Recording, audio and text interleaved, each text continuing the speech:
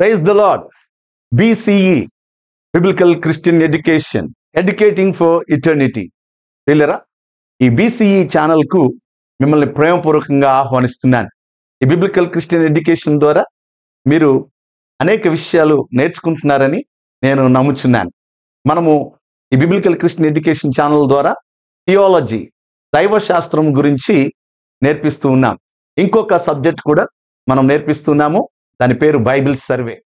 అయితే ఈరోజు ఈ యొక్క థియాలజీ అనే సబ్జెక్ట్ నుంచి మనము మరొక విభాగాన్ని మనం చూడబోతున్నాం. వీళ్ళరా ఈ థియాలజీలో 6 భాగాలు ఉన్నాయని మనం తెలుసుకున్నాం. ఆ 6 భాగాల్లో మరి ఒక్క భాగాన్ని మనం చూస్తున్నాం, అది సిస్టమేటిక్ థియాలజీ. ఆ సిస్టమేటిక్ థియాలజీలో మనకి 10 విభాగాలు ఉన్నాయి. ఆ 10 విభాగాలలో ఒక్క విభాగాన్ని, అది బిబ్లియాలజీ, వేదాంత శాస్త్రం లేదా బైబిల్ శాస్త్రం అనే అంశాన్ని లేదా ఆ విభాగాన్ని మనము నేర్చుకున్నాం. మనము ఈ సిస్టమేటిక్ థియాలజీలో 2వ విభాగముగా థియాలజీ ప్రాపర్ మొదటి భాగాన్ని మనం ఇంతవరకు నేర్చుకున్నాం. ఆ మొదటి భాగంలో the facts of the existence of God, దేవుని ఉనికిని గురించిన రుజువులు ఏమై ఉన్నవి, అది లేఖనాల ఆధారాలు ఏమై ఉన్నాయి, అలాగే ఇతరుల అభిప్రాయాలు ఏ రీతిగా ఉన్నాయి అనే విషయాలు మనము మొదటి భాగంలో, అంటే ఈ థియాలజీ ప్రాపర్ కి సంబంధించిన పాఠంలో మొదటి భాగంగా మనం నేర్చుకున్నాం. ఇప్పుడు 2వ భాగానికి మనం వద్దాం. థియాలజీ ప్రాపర్ లో 2వ భాగం. ఈ 2వ భాగంలో ద నేచర్ ఆఫ్ గాడ్, దేవుని స్వభావము అనే అంశాన్ని గురించి మనము నేర్చుకోబోతున్నాం. వీళ్ళరా దేవుని యొక్క స్వభావం గురించి మనము ఆలోచన చేసినప్పుడు, దేవుడు తనంతట తాను మనకి బయలుపరుచుకోకపోతే, ప్రత్యక్షపరుచుకోకపోతే, ఆయన తన గురించి తాను మనకి తెలియపరుచుకొనకపోతే, మనం ఆయన గురించి కానీ, ఆయన లక్షణాల గురించి కానీ, ఆయన స్వభావాన్ని గురించి కానీ మనము తెలుసుకొనలేం. అయితే ప్రభు తన యొక్క కృపను బట్టి మనకి తనను తాను ప్రత్యక్షపరుచుకున్నాడు కాబట్టి ఆయన స్వభావం ఏంటో మనకు తెలిసి వచ్చింది. ఆయన స్వభావము 4 విభాగాలుగా లేదా 4 నిర్వచనాలతో నిర్వచిస్తూ ఉన్నాడు. ఒకటి, దేవుడు ఆత్మ, గాడ్ ఈజ్ స్పిరిట్. దేవుడు ఆత్మ. దేవుని యొక్క లేఖనంలో మనం చూసినప్పుడు యోహాను సువార్త 4వ అధ్యాయము 24వ వచనంలో అక్కడ రాయబడుతున్న మాట ఏంటనంటే, దేవుడు ఆత్మ గనుక ఆయన్ను ఆరాధించువారు ఆత్మతోనూ సత్యముతోనూ ఆరాధించవలెను అనే మాటను మనం చూస్తున్నాం. దేవుడు ఆత్మ ఉన్నాడు అని అంటే ఆయనకి శరీరము లేదు, ఆయన శరీరుడు కాడు. ఆత్మకు మాంసము మరియు ఎముకలు ఉండవు. అందుకే దేవుడు ఆత్మస్వరూపి, అదృశ్యుడని చెప్పబడింది. 2వ స్వభావాన్ని గనుక మనము చూసినప్పుడు, గాడ్ ఈజ్ లైట్, దేవుడు వెలుగై ఉన్నాడు. యోహాను రాసిన మొదటి పత్రిక 1వ అధ్యాయము 5వ వచనంలో దేవుడు వెలుగై ఉన్నాడు, ఆయన యందు చీకటి ఎంత మాత్రమును లేదు. అలాగే తిమోతి రాసిన మొదటి పత్రిక 6వ అధ్యాయము 15వ వచనం నుంచి 16వ వచనం వరకు ఈ లేఖనాలను కూడా మనం చదివినప్పుడు, దేవుడు వెలుగై ఉన్నాడు అనేది ఆయన ఘనతను, మహిమను సూచిస్తుంది. ఆయన ఎవరు చూడని, సమీపించలేని తేజస్సులో నివసించువాడు అని మనము చూస్తా ఉన్నాం. దేవుడు వెలుగై ఉన్నాడు, ఆయన స్వభావమే వెలుగు స్వభావం. 3వది మనము ఆయన స్వభావంగా చూస్తే, గాడ్ ఈజ్ లవ్, దేవుడు ప్రేమ అయి ఉన్నాడు, అంటే ఆయన ప్రేమ స్వరూపి. ఆయన స్వభావము ప్రేమ స్వభావం. యోహాను రాసిన మొదటి పత్రిక 4వ అధ్యాయము 8వ వచనంలో ఈ మాట ఇలాగ రాయబడింది, దేవుడు ప్రేమై ఉన్నాడు, దేవుడు ప్రేమ స్వరూపి, ప్రేమ లేనివాడు దేవునిని ఎరుగడు. అయితే ప్రేమ అనేది ఆయన స్వభావం. ఆయన ప్రేమ కలిగిన హృదయాన్ని సూచిస్తా ఉంది. అంటే ఆయన హృదయం నిండా కూడా ప్రేమ ఉందన్నమాట. దేవుడు ప్రేమ కలిగిన స్వభావాన్ని కలిగి ఉండడమే కాదు కానీ ఆయనే ప్రేమై ఉన్నాడు. ఆయన ప్రేమై ఉన్నాడు. అలాగే కృప, దయ, మంచితనం, ఇవన్నీ దేవుని ప్రేమలో ఇమిడి ఉన్నాయి. కొంతమందికి ప్రేమే దైవం అంటారు. ప్రేమ దేవుడు కాదు, దేవుడే ప్రేమ. కాబట్టి ఈ లోకస్తులు మాట్లాడుకునేది ఏంటి అని అంటే వారికి ప్రేమే దేవుడు. కానీ దేవుని బిడ్డలమైన మనకు దేవుడు ప్రేమై ఉన్నాడు. ఆయన ప్రేమ స్వరూపి. ఆయన హృదయం నిండా ప్రేమ ఉంది. ఆయన కనికరం కలిగిన దేవుడు అని ఆయన యొక్క స్వరూపాన్ని గురించి మనం చూస్తాం. మరొక స్వభావము, గాడ్ ఈజ్ కన్జ్యూమింగ్ ఫైర్. దేవుడు దహించు అగ్ని. దేవుని యొక్క లేఖనంలో హెబ్రీయులకు రాసిన పత్రిక 12వ అధ్యాయం 29వ వచనంలో చూస్తే, ఏలయనగా మన దేవుడు దహించు అగ్ని అయి ఉన్నాడు అనే లేఖనం మనం చూస్తాం. అంటే ఇది దేవుని యొక్క పరిశుద్ధమైన స్వభావాన్ని సూచిస్తుంది. మరొకసారి చెప్తున్నాను, అగ్ని దేవుడు కాదు, దేవుడే దహించు అగ్ని అయి ఉన్నాడు. దేవుడు దహించు అగ్ని అయి ఉన్నాడు. ఆయన యొక్క స్వభావము దహించు అగ్ని స్వభావము అని అంటే కొన్ని ఉదాహరణలు బైబిల్ గ్రంథంలో మనం చూద్దాం. దేవుడు ఆదికాండంలో 15వ అధ్యాయం 17వ వచనంలో అబ్రహాముకి రుజువు చూపించడానికి ఆయన ఒక అగ్ని జ్వాలగా ఆ ఖండముల మధ్య ఒక జ్వాలగా ఆయన నడిచి వెళ్ళాడు. అదొకటి.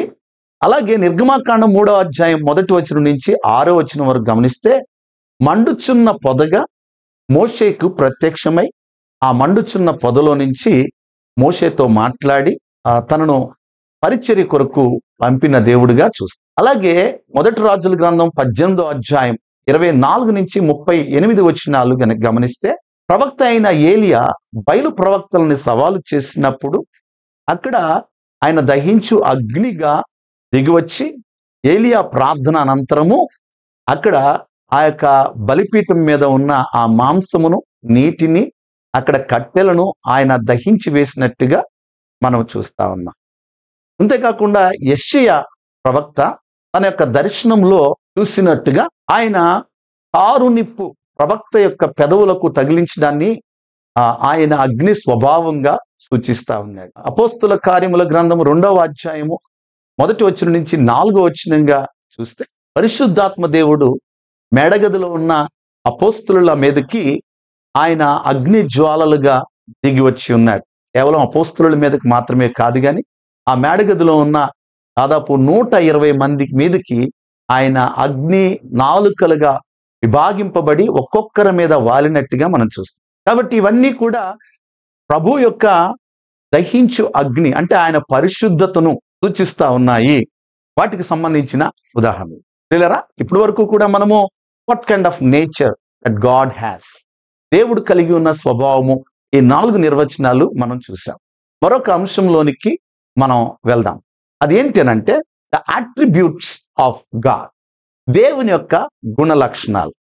ఈ దేవుని యొక్క గుణ లక్షణాలు అంటే దేవుడు ఎలా ఉంటాడు, మనం ఆయనను నిజంగా తెలుసుకోవచ్చా, ఆయనను తెలుసుకోవటం ప్రాముఖ్యమా అని మనకి కొన్ని సందేహాలు ఉండొచ్చు.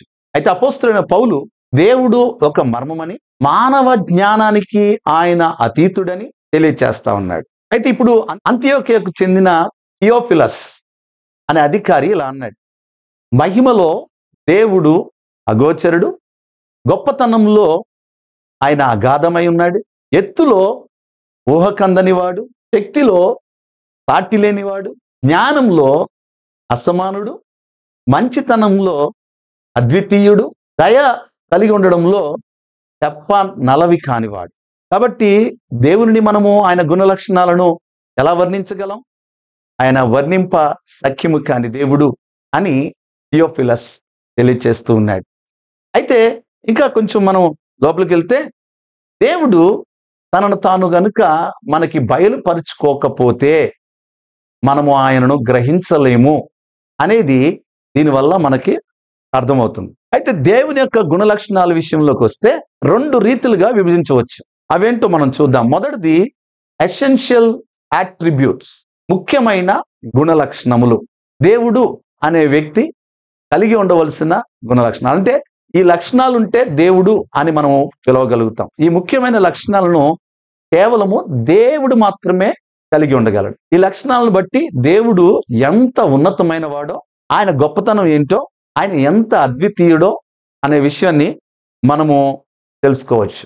సరే, ఇప్పుడు ఆయన గుణ లక్షణాలనే మొదటిది ఈ యొక్క ఎసెన్షియల్ అట్రిబ్యూట్స్, ప్రాముఖ్యమైన గుణ లక్షణాలలో మొట్టమొదటి గుణ లక్షణం ఏంటి అని అంటే ఆయన ఇటర్నల్, గాడ్ ఈజ్ ఇటర్నల్.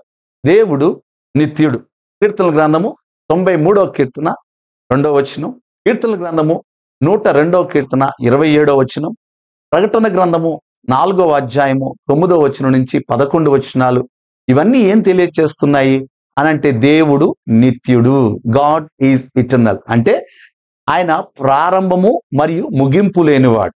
ఆయన ఎల్లప్పుడూ కూడా ఉనికిని కలిగి ఉన్నవాడు, ఎల్లప్పుడూ కూడా ఉనికిని కలిగి ఉండబోతున్నవాడు అని అర్థం. తర్వాత ఇంకా దేవుని యొక్క నిత్యత్వాన్ని గనుక మనం చూస్తే అది వివరించడం చాలా కష్టమైన పని. త్రిత్వ సిద్ధాంతం కంటే అది ఎన్నో రెట్లు ఇంకా మర్మయుక్తమైనది. దేవుని నిత్యత్వము అత్యంత ఆశ్చర్యకరమైన మర్మం. అంటే ఎన్నడూ ఆరంభము లేని, ఎల్లప్పుడూ ఉండిన పరిపూర్ణమైన అంతము లేని వ్యక్తిని గురించి ఊహించడం మన పరిమిత మనసులకు అసాధ్యం అని జే సిడ్లో బ్యాక్సెటర్ అనే దైవజనుడు అన్నాడు. ఆ తర్వాత మనము దేవుని నిత్యత్వానికి రుజువులు, ఇప్పుడు దాకా దేవుడు నిత్యుడు అని చూసాం కదా, ఆయన నిత్యత్వానికి సంబంధించిన రుజువులు ఏంటో మనం చూద్దాం.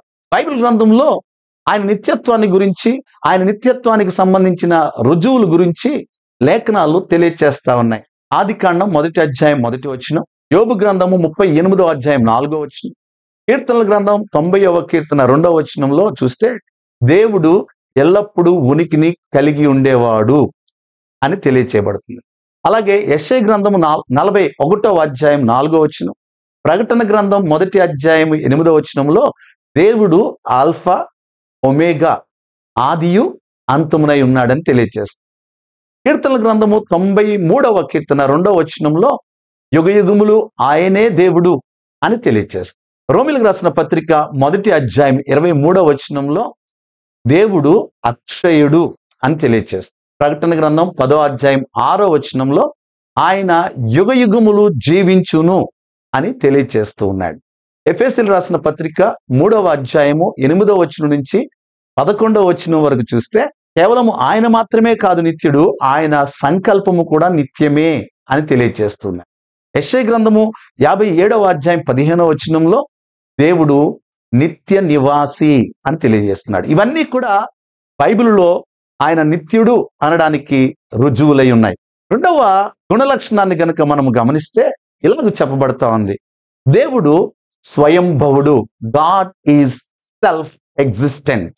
అంటే దేవుడు స్వయంభవుడు అని అంటే దాని అర్థం ఎలా నిర్వచించాలి అని అంటే, స్వయంభవుడు అని అంటే దేవునికి మన అవసరము గాని మిగతా సృష్టి అవసరము గాని లేనివాడు అని వేన్ గ్రూడెం అనే దైవజనుడు నిర్వచించాడు. అంటే దేవుడు ఒకని చేత సృజించబడిన వాడు కాడు. ఒకని చేత సృజించబడిన వాడైతే ఆయన ఎలా దేవుడు అవుతాడు? కాబట్టి ఆయన ఎవరి మీద ఆధారపడని వాడు. దేవుడు అన్ని విషయాల్లో స్వతంత్రుడు. అంటే ఆయన ఎవరి మీద ఆధారపడవలసిన అవసరం ఆయనకి లేదు. ఆయనే ఆధారభూతుడు, ఆయనే జీవానికి ఆధారం, సమస్త మానవాళికి ఆయనే జీవనోపాయం అని జాన్ మెకాథర్ అనే దైవజనుడు అంటున్నాడు. పిల్లరా, దేవుడు స్వయంభవుడు అని అంటే ఆయనే సృష్టికర్త. ఆయనను సృజించిన వారు ఎవ్వరూ లేరు. ఆయన ఎవరి చేత సృజించబడని వాడు. కాబట్టి ఆయన దేవుడు, ఆయన స్వయంభవుడు అని మనం చూస్తా ఉన్నాం. The self existence of God, scriptural proofs ఏంటో మనం చూద్దాం. దేవుని యొక్క స్వయంభవత్వానికి సంబంధించిన లేఖనాల రుజువులు ఏంటో మనం చూద్దాం. ఆయన ఉన్నవాడు. నిర్గమకాండం 3వ అధ్యాయం 14వ వచనంలో దేవుని నామంలోనే ఆయన ఉనికి ఉంది. అంటే ఆయన ఏమన్నాడు అని అంటే, నేను ఉన్నవాడను అనువాడను అని మోషేకి తనను తాను ప్రత్యక్షపరుచుకున్నాడు. కాబట్టి ఆయన యొక్క స్వయంభవత్వము ఆయన పేరులోనే ఉంది. అందుకనే హెబ్రీయులకు రాసిన పత్రిక 11వ అధ్యాయం 6వ వచనంలో దేవుని వద్దకు వచ్చేవాడు ఆయన ఉన్నాడని, ఆయన ఉనికిని గూర్చి వారు నమ్మాలి అని రాయబడి. అలాగే దేవుడు జీవం గలవాడు. ఇది ఇంకొక రుజువు. అంటే దేవుని యొక్క స్వయంభవత్వానికి గురించిన రుజువు. దేవునిలో జీవం ఉంది, ఆయన జీవం గలవాడు. కీర్తనల గ్రంథం 115వ కీర్తన 3 నుంచి 8 వచనాలు కానీ, యోహాను సువార్త 1వ అధ్యాయం 4వ వచనం, యెషయా గ్రంథము 40వ అధ్యాయం 18వ వచనంలో కానీ చెప్పబడుతున్న మాట ఏంటంటే దేవుడు జీవం గలవాడు.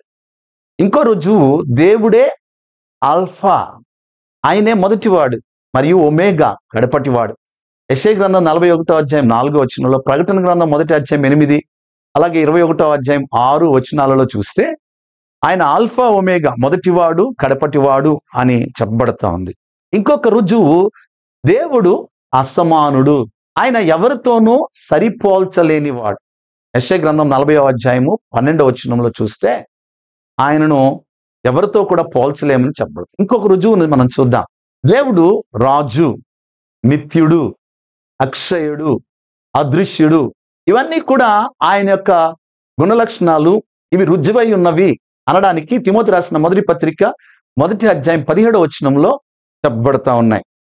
మరొక రుజువు ఆయన స్వయంభవత్వానికి గురించి చూస్తే దేవుడు అకారణ కారకుడు, అంటే సృష్టికి పూర్వమే ఆయన ఉన్నవాడు, ఎల్లప్పుడూ ఆయన ఉండి ఆయనే సృష్టిని కలగచేసినవాడు. అందుకే ఆయనను అకారణ కారకుడు అని చెప్పి కొలస్సీయులకు రాసిన పత్రిక 1వ అధ్యాయం 16 నుంచి 17 వచనాలు, ప్రకటన గ్రంథం 4వ అధ్యాయము 10వ వచనం నుంచి 11 వచనాలు తెలియజేస్తా ఉన్నాయి.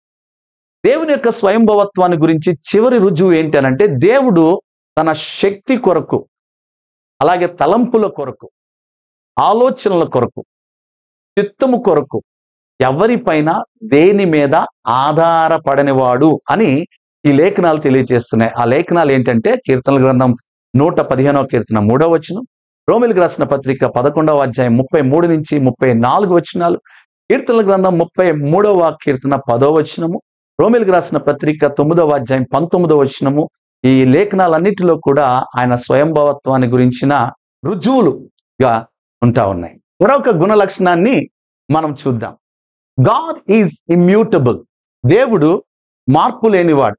దేవుడు మార్పు లేనివాడు అని అంటే తన యొక్క స్వభావంలో, అలాగే పరిపూర్ణతలో, ఉద్దేశాలలో ఎన్నడూ కూడా మారనివాడు, మార్పు చెందనివాడు. ఆయన వేరు పరిస్థితుల్లో వేరు రీతులుగా ఆయన స్పందించి ఆయన కార్యాలు చేసే దేవుడుగా ఉన్నాడు. ఆయన ఎప్పుడు కూడా మారని దేవుడు. దేవుడు మార్పుకు లోను కానివాడు అని యాకోబు రాసిన పత్రిక 1వ అధ్యాయం 17వ వచనంలో మనం చూస్తా ఉన్నాం. అంటే ఆయనలో ఏ చంచలత్వమైనను, గమనాగమనం వలన కలుగు ఏ ఛాయ అయినను ఆయనలో లేదు అనడానికి ఈ లేఖనము రుజువుగా ఉంది.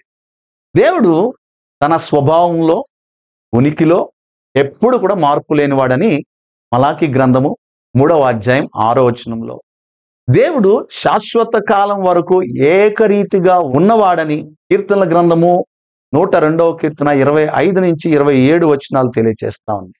అలాగే దేవుడు సదాకాలం వరకు మారనివాడు, ఆయనే రాజు అని, ఆయనలో జీవము తరగనిదని ఇర్మియా గ్రంథం 10వ అధ్యాయం 10వ వచనము, కీర్తనల గ్రంథము 90వ కీర్తన 2వ వచనము, యెషయా గ్రంథము 48వ అధ్యాయము 12వ వచనాల్లో మనము ఈ లేఖనాలలో ఆయన యొక్క మార్పు లేని తత్వం గురించి మనం చూస్తా ఉన్నాం. ఇంకొక లేఖనాన్ని కూడా మనం చూస్తే నిర్గమాకాండము 3వ అధ్యాయము 14 నుంచి 15 వచనాలు చూస్తే దేవుని యొక్క గుణశీలత ఎన్నడూ కూడా మారనిది అని మనము ఆ లేఖనంలో చూస్తున్నాం. కీర్తనల గ్రంథము 102వ కీర్తన 25 నుంచి 27 వచనాలు చూస్తే దేవుడు నిత్యము ఏకరీతిగా ఉండును అని అందులో తెలియచేయబడుతుంది. రోమీయులకు రాసిన పత్రిక 1వ అధ్యాయం 23వ వచనం, తిమోతి రాసిన మొదటి పత్రిక 1వ అధ్యాయం 17వ వచనం, హెబ్రీయులకు రాసిన పత్రిక 1వ అధ్యాయము 11వ వచనం నుంచి 12వ వచనం వరకు చూస్తే ఆయన అక్షయుడు, అమరుడు, శాశ్వత కాలము కూడా మారనివాడు అని ఆ లేఖనంలో తెలియజేస్తాం. ఇంకొక గుణ లక్షణాన్ని మనం చూద్దాం. గాడ్ ఈజ్ ఆమ్నిపోటెంట్, దేవుడు సర్వశక్తిమంతుడు. పిల్లరా, ఇక్కడ దేవుడు సర్వశక్తిమంతుడు అంటే దేవుని శక్తికి పరిమితులు లేవు, అంటే అవధులు లేవు అనే విషయాన్ని ఇక్కడ నేర్చుకుంటున్నాం. తన శక్తిని కలిగి ఉండడంలో దేవుడు అనంతుడు. దేవుడు తన యొక్క స్వభావమునకు అనుకూలంగా ఉన్న దేనినైనను కూడా చేయగలడు. అంతేకాదు తన పరిశుద్ధ చిత్తాన్ని చేయటానికి ఆయనకు అవధులు లేని శక్తి కలిగి ఉన్నవాడు. దేవునికి ఉన్న పేర్లు మరియు ఆయన యొక్క బిరుదులు ఆయన సర్వశక్తిమంతుడని రుజువు చేస్తూ ఉన్నాయి. దేవుని యొక్క లేఖనంలో మనం చూస్తే ఆయన సర్వశక్తిమంతుడు అనడానికి ఉన్న రుజువులేంటో మనం చూద్దాం. Scriptures that proves God is powerful. దేవుడు శక్తిమంతుడు అని రుజువుపరిచే లేఖనాలు ఏంటో మనం చూద్దాం. అందులో మొదటిది ఎల్ ఎలోహిమ్. ఇది హెబ్రీ భాషకు సంబంధించిన ఒక పదం. ఇది ఒక పేరును సూచిస్తుంది. దీని అర్థం ఏంటనంటే దేవుడు బలవంతుడు లేక శక్తిమంతుడు అని మనం చూస్తున్నాం. ఆదికాండం 31వ అధ్యాయం 29వ వచనం, ద్వితీయోపదేశ కాండం 28వ అధ్యాయం 32వ వచనాన్ని మనం చూస్తాం. ఇంకొక పేరు కూడా మనం చూద్దాం, ఎల్ షడాయ్. ఈ పేరునకు అర్థం ఏంటి అనంటే ఆయన సర్వశక్తి గల దేవుడు. ఈ పదం పాత నిబంధన గ్రంథంలో 58 సార్లు రాయబడింది. మొట్టమొదటిసారి ఆదికాండము 17వ అధ్యాయం 1వ వచనంలో అక్కడ సర్వశక్తిమంతుడైన దేవుడిగా ఆయన ప్రత్యక్షమయ్యాడు. ఇంకొక పేరు మనం చూద్దాం, అడోనాయ్, ప్రభువు. అడోనాయ్ అనేది కూడా హెబ్రీ పదం, అయితే ఆయన ప్రభువు అని దానికి అర్థం. యెషయా గ్రంథము 6వ అధ్యాయం 1వ వచనంలో ఆ మాటను మనం చూడవచ్చు. ఇంకొక హిబ్రూ పదము ఏంటి అనంటే యాహ్వే. దేవుడు స్వయంభవుడు. ఆదికాండము 2వ అధ్యాయము 18వ వచనంలో మనం చూసినప్పుడు ఆయన స్వయంభవుడు యాహ్వే అని మనం చూడగలుగుతున్నాం. ఇంకొక పేరు చూస్తే సైన్యములకు అధిపతియగు యెహోవా. యెషయా గ్రంథము 6వ అధ్యాయం 3వ వచనము 5వ వచనంలో ఆయన సైన్యములకు అధిపతియగు యెహోవా అని బయలుపరచబడి ఉన్నాడు. ఇంకొక పేరును మనం చూద్దాం, దేవునికి సర్వశక్తిమంతుడు అనే పేరు కూడా ఉంది. మార్కు సువార్త 14వ అధ్యాయం 62వ వచనం, కీర్తనల గ్రంథము 62వ కీర్తన 11వ వచనంలో ఆయన సర్వశక్తిమంతుడు అని రాయబడుతోంది. చివరి పేర్లో మనం చూస్తే ఇంతే చాలా పేర్లు ఉన్నాయి, కానీ ఆయన సర్వశక్తిమంతుడు అని సూచించే లేకపోతే ఆయన శక్తిని ఆయన బలాన్ని సూచించే పేర్లు మాత్రమే కొన్నిటిని మీ ముందు ఉంచుతున్నాను. ఆయన రాజులకు రాజు, ప్రభువులకు ప్రభు. తిమోతి రాసిన మొదటి పత్రిక 6వ అధ్యాయం 15వ వచనంలో, ప్రకటన గ్రంథము 19వ అధ్యాయము 16వ వచనంలో ఆ మాటలను మనం చూడగలుగుతున్నాం. మరొక గుణ లక్షణాన్ని మనం చూద్దాం. అది ఏమై ఉంది అనంటే గాడ్ ఈస్ ఆమ్నిషియంట్. దేవుడు సర్వజ్ఞాని. పిల్లరా, దేవుడు సర్వజ్ఞుడు అంటే ఆయన తన్ను గూర్చిన పూర్ణ అవగాహన ఆయనకుంది. వాస్తవాలు మరియు సాధ్యతల్ని ఆయన పూర్తిగా ఎరిగినవాడు. సంఘటనలను సృష్టి అంతయు కూడా భూత వర్తమాన భవిష్యత్ కాలములన్నీ ఒక సరళమైన మరియు నిత్య క్రియల్లో ఆయన ఎరిగి ఉన్నవాడు. అందుకనే ఆయన సర్వజ్ఞుడు, సర్వజ్ఞాని అని తెలియచేయబడుతుంది. ఆయన సర్వజ్ఞుడు అనడానికి లేఖనాల ఆధారాలు, లేఖనాల రుజువులు ఏంటో మనం చూద్దాం. ఒకసారి మనం గమనిస్తే దేవుడు తనను తాను పూర్తిగా ఎరిగినవాడు. మన గురించి మనకు అంతగా తెలియదు, కానీ దేవుడు మాత్రము ఆయన గురించి ఆయనకు తెలుసు, మన గురించి ఆయనకు తెలుసు. మత్తయి సువార్త 11:27, యోహాను సువార్త 1వ అధ్యాయం 18వ వచనం, యోహాను రాసిన మొదటి పత్రిక 1వ అధ్యాయం 5వ వచనాలలో ఆయన ఏ రీతిగా తనను తాను ఎరిగి ఉన్నాడో ఆ లేఖనము తెలియచేస్తా ఉంది. దేవునికి వాస్తవాలన్నీ కూడా తెలుసు, అనగా మనుగడలో ఉన్నవి, జరుగుచున్నవి, అలాగే ఇంకా జరగబోయేవి కూడా అన్నీ ఆయనకు తెలుసు. ఏదైనా తోటలో ఆదాము అవ్వలు ఉన్నారు కదా, దేవుని నేత్రముల నుండి తప్పించుకోలేకపోయారు. కయ్యను ఉన్నాడు కదా, ఆదాము కుమారుడు, తన తమ్ముడైన హేబేలును చంపినప్పుడు ఏ మానవ నేత్రము చూడలేదు, కానీ దేవుడు చూశాడు. అలాగే మన గురించి కూడా ఆయనకు తెలియదంటూ ఏమీ లేదు. అందమైనది, వికారమైనది, కరుణ గలది, క్రూరమైనది, మనల్ని ఇబ్బంది పెట్టే తలంపులు, మనకు ఆహ్లాదాన్ని ఇచ్చే అనుభవాలు, ఇవన్నీ కూడా ఆయన ఎరిగి ఉన్నవాడు. మత్తయి సువార్త 10వ అధ్యాయం 29 నుంచి 31 వచనాలు, యెషయా గ్రంథము 4వ అధ్యాయము 6 నుంచి 9 వచనాలలో ఇవన్నీ కూడా తెలియచేయబడతా ఉన్నాయి. అంతేకాకుండా దేవునికి సాధ్యతలన్నీ కూడా తెలుసు. అంటే జరగగలిగి ఉండే సంఘటనలన్నీ కూడా ఆయన పూర్తిగా ఎరిగిన వాడని అర్థం.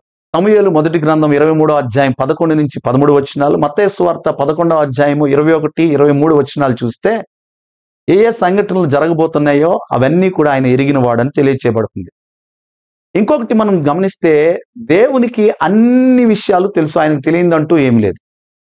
దినవృత్తాంతాలు 2వ గ్రంథము 16వ అధ్యాయం 9వ వచనము అక్కడ చెప్పబడుతున్న మాట ఏంటంటే, తన ఎడల యథార్థ హృదయము గలవారిని బలపరచుటకై యెహోవా కనుదృష్టి లోకమందంతటా సంచారము చేయుచున్నది అని ఆ లేఖనం తెలియజేస్తుంది కదా.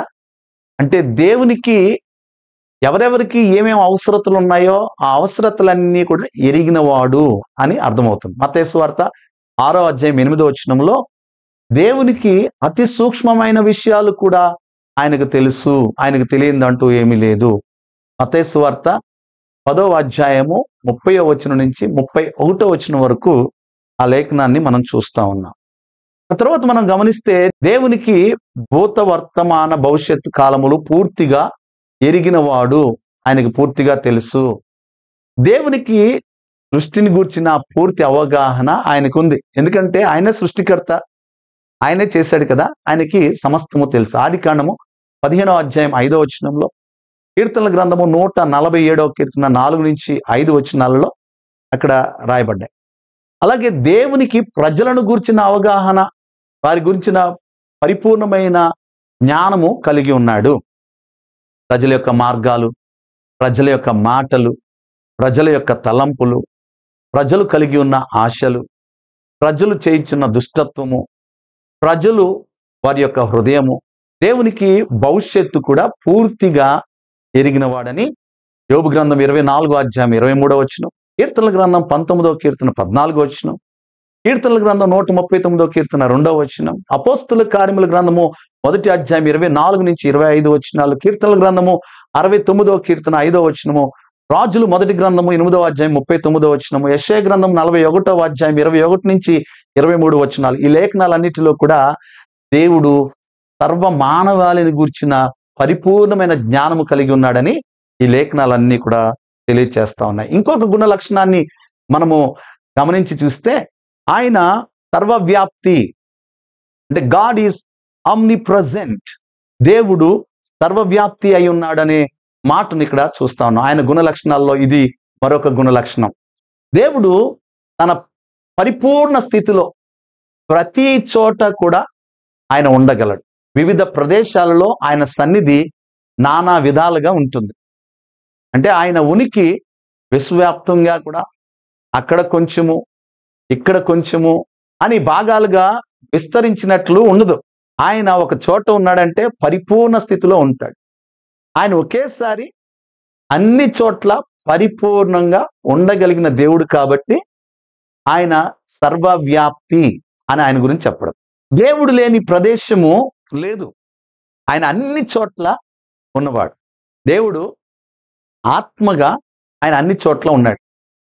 ఏ విధంగానే భౌతిక వస్తువులు కానీ ఆయన స్థలాన్ని ఆక్రమించినట్లు కానీ లేకపోతే ఆయన స్థల కొలతలు కానీ ఏ మాత్రము కూడా లేవన్నమాట. దేవుడు అన్ని ప్రదేశాలలో ఆయన ఉనికిని కలిగి ఉండటం మాత్రమే కాక అన్ని ప్రదేశాలలో పూర్తిగా ఉనికిని కలిగి ఉన్నాడు. అంటే ఆయన అన్ని ప్రదేశాలలో ఒకేసారి అన్ని చోట్ల పరిపూర్ణమైన స్థితిలో ఉండగలడు అని దీనిని బట్టి మనకి అర్థమవుతుంది. 10 విధాలుగా దేవుని సన్నిధి ఉనికి ఉండగలదు అని నాథన్ డి హోల్స్టన్ తెలియచేశారు. ఆ 10 విధాలు ఏంటో మనం చూద్దాం. ఒకేసారి అన్ని చోట్ల పరిపూర్ణమైన స్థితిలో ఎలా ఉండగలడు, ఈ 10 విధాలు ఏంటో మనం చూద్దాం. మొదటిది, సర్వోత్కృష్టంగా, ట్రాన్సెండెంట్లీ, సృష్టికి వెలుపట తనకు తాను ఉనికిని కలిగి ఉన్నాడు. యోహాను సువార్త 17వ అధ్యాయము 5వ వచనం. అంటే సృష్టి ఆధీనంలో ఆయన లేడు అనేది దీన్ని బట్టి మనకు అర్థమవుతుంది. ఎగ్జాల్టెడ్లీ, ఘనమైన రీతిలో ఆయన తన పరిపూర్ణ స్థితిని కలిగి ఉన్నాడు. అంటే దేవదూతలు పరిశుద్ధుల మధ్యలో పరలోక సింహాసనాసీనుడిగా ఆయన ఉన్నాడు. అదే ఘనమైన రీతిలో ఉన్నాడు అని తెలియజేస్తుంది. యోబు గ్రంథము 1వ అధ్యాయం 6వ వచనం, యెషయా గ్రంథము 6వ అధ్యాయం 1వ వచనం నుంచి 3వ వచనం వరకు ఆయన ఘనమైన రీతిని తెలియచేస్తుంది. మూడవది, మనం గమనిస్తే పర్సీవబుల్లీ, గ్రాహ్య రీతిలో, అంటే అతి పరిశుద్ధ స్థలము సియోను పర్వతం మరియు పరిశుద్ధ భూమి లాంటి ప్రత్యేక ప్రదేశాలలో కూడా ఆయన ఉండగలడు. సంఖ్యాకాండము 10వ అధ్యాయము 33 నుంచి 35 వచనాలు, సమూయేలు 2వ గ్రంథము 6వ అధ్యాయము 2వ వచనంలో చెప్పబడతా ఉంది. 4వది విజిబుల్లీ, దృశ్య రీతిలో ఆయన ఎలాగ పరిపూర్ణంగా ఉండగలడో చూస్తే దైవ రూపము ద్వారా ఆయన ఉండును అనే మాట అర్థమవుతుంది. ఉదాహరణకి అయితే మండుచున్న పొద దృశ్య రూపకంగా, షెకీనా మహిమ దృశ్య రూపకంగా ఆయన ఉండగలడు అనేది నిర్గమాకాండం 3వ అధ్యాయం 2 నుంచి 5 వచనాలు, సంఖ్యాకాండం 12వ అధ్యాయం 5 నుంచి 8 వచనాలు చూడవచ్చు. పర్సనల్లీ, వ్యక్తిగతంగా ఆయన శరీర ధారణ ద్వారా ఉండగలడు. అందుకనే యోహాను సువార్త 1వ అధ్యాయము 14వ వచనం 18వ వచనం చూస్తే ఆయన వ్యక్తిగతంగా ఏ రీతిగా శరీరధారుడిగా ఆయన వచ్చి ఉన్నాడో ఆ లేఖనాల్లో మనకు అర్థమవుతా ఉంది. 6వది కార్పొరేట్లీ, సామూహికంగా, మత్తయి సువార్త 18వ అధ్యాయం 20వ వచనంలో ఆయన సంఘములో ఉన్నాడు. అందుకనే 2-3 కూడి ఎక్కడ ఆయన నామమును బట్టి స్తుతిస్తారో లేదా ప్రార్థన చేస్తారో వారి మధ్య ఆయన ఉన్నాడని ఆ లేఖనము తెలియచేస్తుంది. 7వది సన్నిహితముగా, ఇంటిమేట్లీ, విశ్వాసులలో వ్యక్తిగతంగా నివసించుట ద్వారా ఆయన తన యొక్క పరిపూర్ణ స్థితిని కలిగి ఉన్నాడు. యోహాను సువార్త 14వ అధ్యాయం 23వ వచనం, రోమీయులకు రాసిన పత్రిక 8వ అధ్యాయం 9 నుంచి 11 వచనాలు, కొరింథీయులకు రాసిన మొదటి పత్రిక 6వ అధ్యాయం 19 వచనాలలో ఆయన సన్నిహితముగా విశ్వాసి లోపట ఏ రీతిగా ఉండగలడో ఈ లేఖనాలు తెలియచేస్తా ఉన్నాయి. ఎఫెక్టివ్లీ, బలమైన రీతిలో ఆయన ఉండగలడు. విశ్వాసులను తన యొక్క స్వాధీనపరుచుకుని వారిని బలపరచడంలో ఆయన తన ఉనికిని కలిగి ఉన్నాడు. అపోస్తుల కార్యముల గ్రంథము 7వ అధ్యాయం 55వ వచనం, కొలస్సీయులకు రాసిన పత్రిక 1వ అధ్యాయం 17వ వచనాల్లో గమనిస్తే ఆయన బలమైన రీతిలో ఏ రీతిగా ఉండగలడో తెలియచేయబడుతోంది. అలాగే 9వదిగా మనం చూస్తే ఇమ్మనెంట్లీ, అంతర్వర్తనముగా ఎలా ఉండగలడో మనం చూస్తే తన శక్తితో సమస్త సృష్టిని సంరక్షించుట చేత ఆయన పరిపూర్ణ స్థితిలో ఉన్నాడు అని కీర్తనల గ్రంథం 19వ కీర్తన 1వ వచనం నుంచి 6వ వచనం వరకు, యెషయా గ్రంథము 40వ అధ్యాయము 25 నుంచి 26 వచనాలు తెలియచేస్తా ఉన్నాయి. చివరిగా చూస్తే ఆయన గ్లోరియస్లీ, మహిమాన్వితంగా ఆయన తన పరిపూర్ణ స్థితిని ఆయన కలిగి ఉన్నాడు. అంటే నూతన ఆకాశము నూతన భూమిలో ఆయన తన ప్రజల మధ్య ఎలాగూ నివసించునో ప్రకటన గ్రంథం 21వ అధ్యాయం 1వ వచనం నుంచి 4వ వచనం వరకు మనం చూస్తున్నాం. కాబట్టి మనము దేవుడు వేరువేరు రీతుల్లో వేరువేరు ప్రదేశాలలో ఎలా ఉంటాడో, దేవుడు తన యొక్క సృష్టిలో వివిధ ప్రదేశాల్లో వివిధ రీతులుగా ఎలా పనిచేస్తాడో దీనిని బట్టి మనము చెప్పగలుగుతున్నాం. అందుకనే దేవుడు ఒకేసారి ఒకే రీతిగా అనేక ప్రదేశాలలో అంతటా ఉండగలడు అని మనం దీనిని బట్టి తెలియచేయబడుతుంది. దేవునికి స్తోత్రం కలుగును గాక. వీళ్ళరా, ఈ యొక్క పాఠం ద్వారా మనము దేవుని యొక్క గుణ లక్షణాలు ఏంటో మనము నేర్చుకోగలిగాం. ఇవి చాలా ప్రాముఖ్యమైన గుణ లక్షణాలు. కాబట్టి రాబోయే పాఠంలో ఆయన కలిగి ఉన్న మరొక రకమైన గుణ లక్షణాలు ఏంటో మనం నేర్చుకోబోతున్నాం. Stay tune. BCE, biblical Christian education, educating for eternity. God bless you. దేవుడు మిమ్మల్ని దీవించును గాక. ఆమేన్.